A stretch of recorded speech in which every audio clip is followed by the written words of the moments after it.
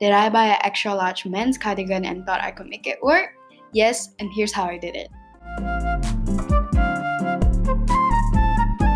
Here's a tutorial on how to turn a very large men's cardigan into a fitted Brandy Melville inspired cardigan top. First of all, you need an argyle. I think that's what it's called, like this pattern type of cardigan. It does not have to be a cardigan.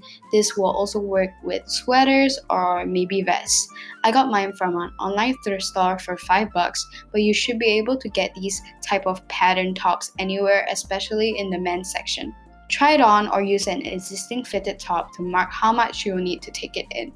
It doesn't have to be symmetrical or perfect because you won't be able to see it in the end. The marks on the top should be following the shape of the original cardigan, but then since my cardigan was so large, I just had to follow my shape, my body shape.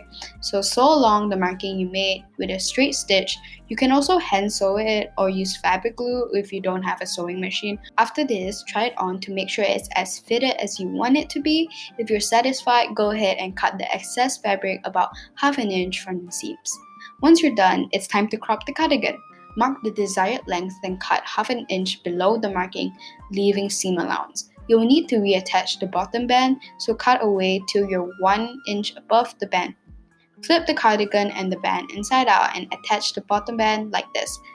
Sew a straight stitch, and once you're done, you should have a cropped cardigan. Hold up, wait a minute. You can sew a zigzag stitch across the seam so it holds down the bottom band, but this is optional and I also skipped that step. I was not done because my sleeves were too long, so I used the same method as I did with the bottom band. So I cut away and reattached the sleeves with a straight stitch, and there I was left with the finished cardigan.